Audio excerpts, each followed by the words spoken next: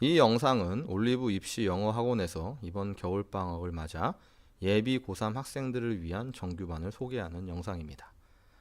먼저 수능 영어의 절대평가에 대해서 말씀드리도록 하겠습니다. 영어가 수능에서 2017년을 마지막으로 작년부터 절대평가로 바뀌면서 90점 이상이면 어느 누구나 1등급을 맞을 수 있는 수능이 되었습니다. 그래서 표를 보시면서 그 비율을 좀 비교해 보면 1등급만 좀 비교해 보도록 하겠습니다. 2017년도의 마지막에 치루어진 그런 상대평가에서는 그 비율이 정해진 대로 1등급은 그죠? 4.42%, 한 4% 정도의 학생들이 1등급을 차지했습니다. 그리고 다음에 2018년도에 처음으로 절대평가가 되었을 때는 1등급의 비율이 0.03%로 2배 이상 증가하는 폭을 보였죠. 그리고 올해 두 번째로 치루어진 절대평가에서는 5.3%로 처음 치루어진 해보다 한 절반 정도의 비율의 학생들이 1등급을 차지하게 되었습니다. 이는 처음 절대평가를 실시했을 때 수능에 대한 변별력에 대한 어떤 문제점과 그런 여론들이 반영된 그런 현상이라고 보시면 되겠습니다. 그리고 앞으로도 향후 몇 년간은 이런 영어가 좀 난이도 있게, 그리고 수능 자체가 좀 난이도를 유지하지 않을까라고 그렇게 예상을 하고 있습니다. 그래서 이제 수능 영어를 대입에 그럼 과연 어떻게 활용을 할 것인가. 물론 상대평가를 했던 해보다는 영어에 대한 비중이나 어떤 부담감은 확실히 줄어든 건 사실입니다. 그럼 과연 어떤 식으로 이 영어를 활용을 할 것인가. 첫 번째로 정시 지원에서 좀 살펴보아야 될 것은 서울 주요 대학 중에서 서울대나 고려대는 등급 간의 점수 차이가 0.5점에서 1점 정도의 차이밖에 나지 않습니다. 그래서 영어가 한 2등급이나 3등급이어도 다른 과목으로 상쇄될 가능성이 충분히 있죠. 그리고 서울 주요 대학 중에 연세대 같은 경우는 등급 간의 차이가 좀 많이 나서 2.5점에서 5점, 그다음 이화여대는 10점 정도로 가장 큰 폭의 등급 간의 차이를 반영해주고 있습니다. 그래서 이 두 대학 같은 경우는 영어를 좀 소홀히 할 경우, 뭐 한 3등급 이하로 이렇게 나왔을 경우에는 합격선에서 좀 멀어지는 수 있는 가능성이 크다고 보시면 되겠습니다.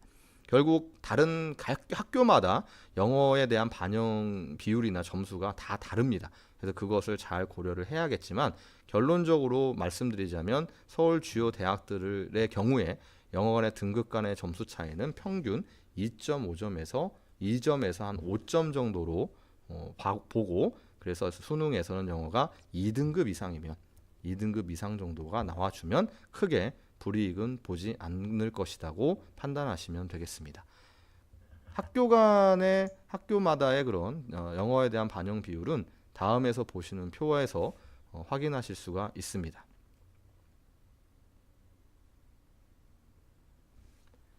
다음으로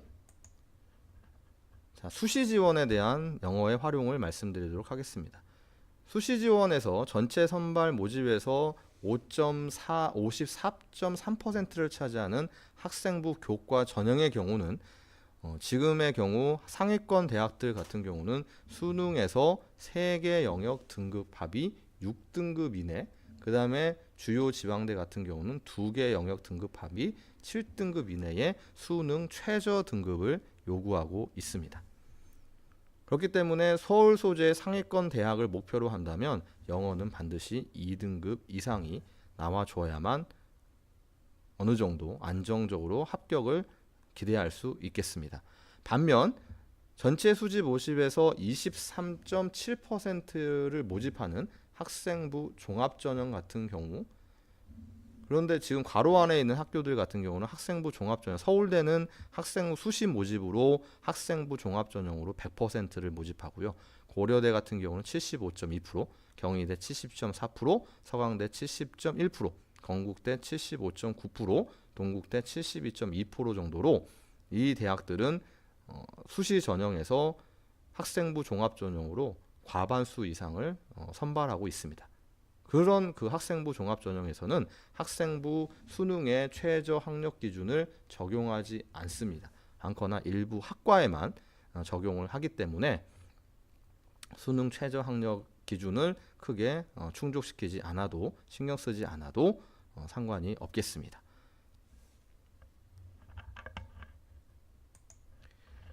그러면 과연 수능 영어에서 2등급 이상, 제가 아까쯤에 말씀드린 것처럼 정시에도 그렇고 학생부 교과 전형에서 최저 학력 기준을 맞추기 위해서도 영어는 2등급 이상이 나와줘야 될 텐데, 그럼 그 2등급 이상을 유지할 수 있는, 그걸 맞을 수 있는 고득점의 비결을 말씀드리도록 하겠습니다.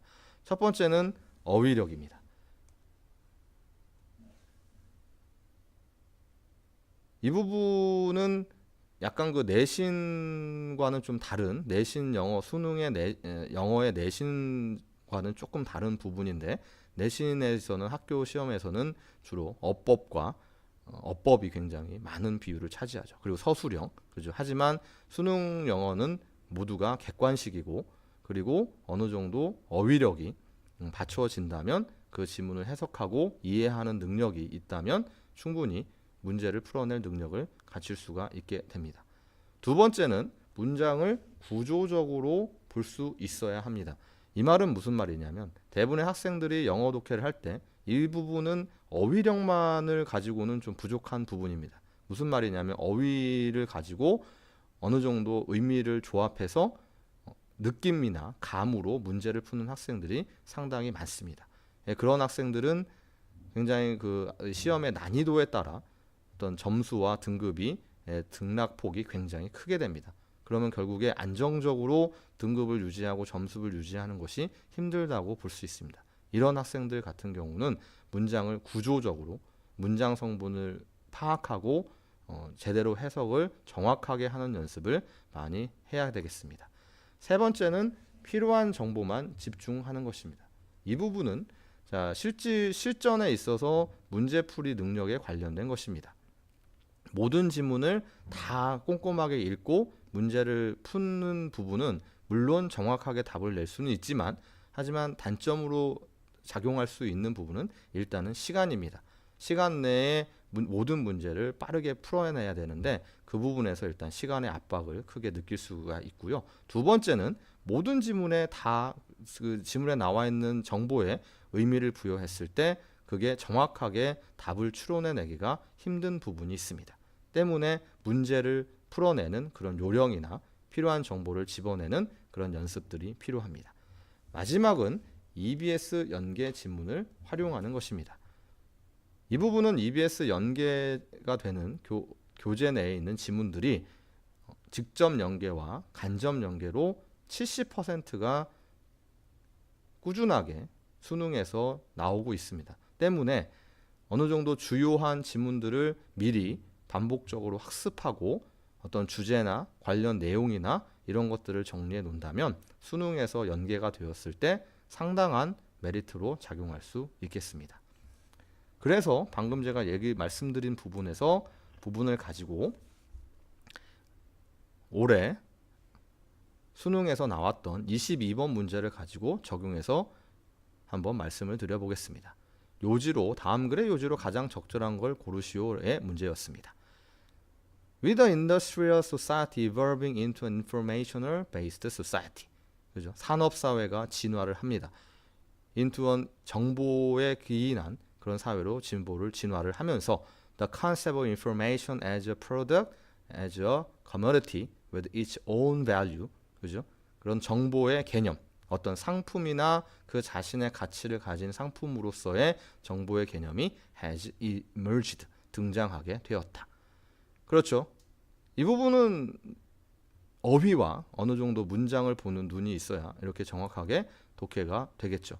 자, 그리고 또 세 번째로 말씀드린 것처럼 여기서 필요한 정보가 여기서 파악이 되어야 합니다. 자, 이 글은 과연 무엇에 대한 글인가 했을 때 여기서 집어낼 수 있는 부분은 두 군데에서 일단 정보에 기인한 사회와 그거에서 상품으로서의 정보입니다. 이게 딱 파악이 돼야 됩니다. 지문 안에서 먼저 이 글은 어떤 정보화 사회에서의 상품으로서의 정보에 대한 글이다. 이게 도입 부분에서 파악이 되면 어느 정도 이 지문이 어느 방향으로 가는지를 충분히 예측하고 글을 손쉽게 다룰 수가 있습니다. 두 번째 문장을 가보죠. As a consequence, 결과적으로 those people, 이러한 사람들과 organization, 조직들과 countries that possess the highest quality information, 가장 높은 질의 정보를 소유한 그런 국가들은 are likely to prosper economically, socially, and politically. 그죠? 경제적으로, 사회적으로, 그다음에 정치적으로 번영할 것 같다. 그죠? 충분히 두 번째 문장에서도 처음에 도입부에서 얘기한 것처럼 정보화된 사회에서 이런 정보를 가지고 있는 높은 질의 정보를 가지고 있는 그런 사람이나 단체나 조직들은 더 번영할 것 같다. 이익이 된다. 좋다라는 거죠. 그죠? 그래서 정보화된 사회에서는 높은 질의 정보를 가지고 있는 그런 그룹들이 번영할 것 같다. 번영하게 된다. 우위를 차지한다. 그렇게 어느 정도 파악을 해줄 수가 있습니다. 충분히 이해가 되십니까? 그렇죠? 충분히 다 이해가 되고 지문이 무슨 얘기를 하는지가 도입부에서 이 정도면 어느 정도 잡힐 수가 있겠습니다. 자, 그러면 이 문제 이제 요지를 고르시오. 필자가 하고자 하는 얘기를 고르시오라는 문제에서는 자, 그러면 과감하게 이제 결론 부분으로 가보겠습니다. 결론 부분을 가보시면 여기 but이 눈에 띕니다. but이 눈에 띄죠? 그래서 보면 but 하지만 it is clear that 이것은 분명합니다. Information has taken on a life of its own outside the medium. 그죠? 정보라는 것이 had taken on a life, 그 자신의 어떤 생명의 형태를 취했다는 것은 분명합니다. 그죠? 그래서 여기서 우리가 파악할 수 있는 것은 정보라는 것이 다시 한번 키워드 위에서 잡아놨던 정보라는 것이 다시 등장하고 그 자신이 그 자신의 어떤 생명의 형태를 취하고 있다라는 게 또 보이죠. 그죠? 그리고 마지막 문장으로 마무리 한번 해볼까요? 그래서 information has become a recognized entity. 그래서 정보라는 것은 그런 unrecognized, 어떤 인식된 실체가 되었다. 그죠? To be measured, evaluated, and priced. 그죠? 측정되고 평가되고 가격이 매겨지는 어떤 인식되는 실체가 되었다라고 글은 마무리가 되고 있습니다. 자, 이렇게 봤을 때 앞에서 우리가 정리해놨던 정보화 사회에서 상품으로서의 정보고 그다음에 그 정보를 가지고 있는 조직은 번영한다라고 했고 마지막 문장에서도 역시 마찬가지로 그런 실존이 되어서 그것이 측정되고 평가되고 가격이 매겨진다라고 결론을 내리고 있죠. 그러면 필자가 얘기하고자 하는 요지는 이 부분에서 충분히 파악되는. 그러면 학생들은 물어볼 수 있습니다. 선생님 그러면 중간 부분은 어떻게 된 겁니까? 자, 이 부분은 충분히 그 중간에서 처음에 도입부에서 얘기했던 논지를 뒷받침해주는 그런 역할을 하고 있다라고 예측을 할 수 있습니다. 그런 것을 근거로 해서 답을 내면 정답은 4번이 됩니다. 정보 기반 사회에서 정보는 독자적 상품 가치를 지닌다. 충분히 이런 식으로 문제를 접근하여 풀 수가 있습니다. 자, 이게 말씀드린 것처럼 필요한 정보만을 파악하는 것입니다. 충분히 이해가 되십니까? 근데 충분히 이 부분은 제가 앞에서 말씀드린 것처럼 다시 앞으로 돌아가서 말씀을 드리면 다시 한번 첫 번째 어휘력과 문장을 구조적으로 보는 그런 구문을 읽어내는 그런 독해력이 있을 때 정확하게 필요한 정보를 캐치해 줄 수가 있습니다. 이 부분은 일단 어휘력과 구조적으로 구문을 보는 그런 연습들이 충분히 되었을 때 그 효과를 발휘한다고 보시면 되겠습니다. 그래서 마지막으로 저희 올리브 입시 영어학원에서 겨울방학 동안 예비 고3 학생들을 위한 시간표와 학습 내용을 소개해 드리겠습니다. 일단 반은 스카이반과 인서울반으로 나누었습니다. 스카이반은 1등급에서 3등급 정도의 학생들이 반이 편성이 되고요. 인서울반은 4등급부터 6등급 정도의 학생들을 편성을 하겠습니다. 그래서 스카이반은 주 2회 반이 목토반이 있습니다. 그리고 스카이반에 한해서 주 1회 반으로 토요일 반이 편성이 되어 있습니다. 그래서 시간표는 보시는 것처럼 참고해 주시면 되겠습니다. 그리고 인서울반은 주 2회 반으로 금요일과 토요일 날 각각 수업을 진행하도록 하겠습니다.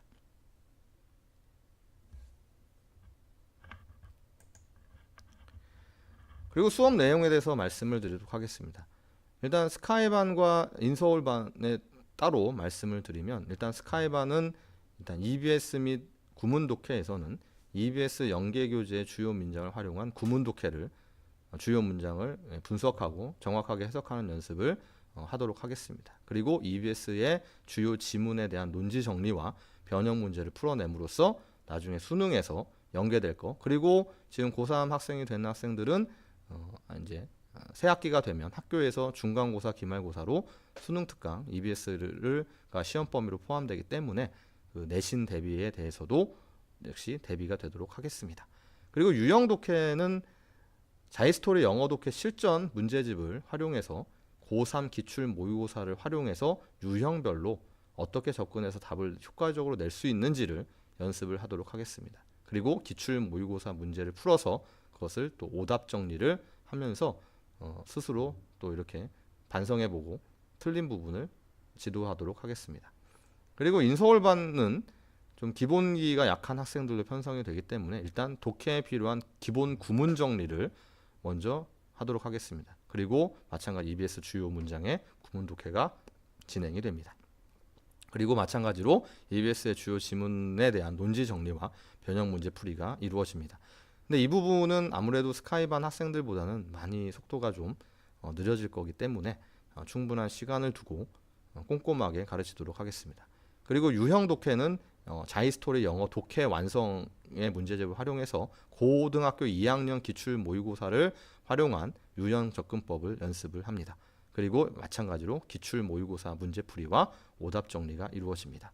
과제는 각 반 똑같은데 일단 어휘는 수업당 120개씩 암기가 됩니다. 그리고 구문 독해 부분은 EBS 연계교재에 나온 주요 문장을 가지고 20문장의 구문 독해 분석과 해석을 숙제로 나가겠습니다. 그리고 유형 독해는 EBS 문제집과 자이스토리 문제집을 문제풀이를 하고 오답 정리를 하는 것이 과제입니다. 그리고 테스트는 매 시간마다 어휘 120개 중에 무작위로 5개, 50개씩 테스트를 봅니다. 여기에도 커트라인은 분명히 있고 통과를 못할 시 재시험과 나머지 보충이 이루어집니다. 그리고 구문 독해도 20문장 중 무작위 5문장을 분석 및 해석을 테스트로 보고 이 부분도 역시 통과하지 못할 시 나머지 공부나 보충을 하도록 하겠습니다. 이상으로 올리브 입시영어 학원에서 올 겨울 방학 예비 고3 학생들을 위한 정규반 소개를 마치도록 하겠습니다.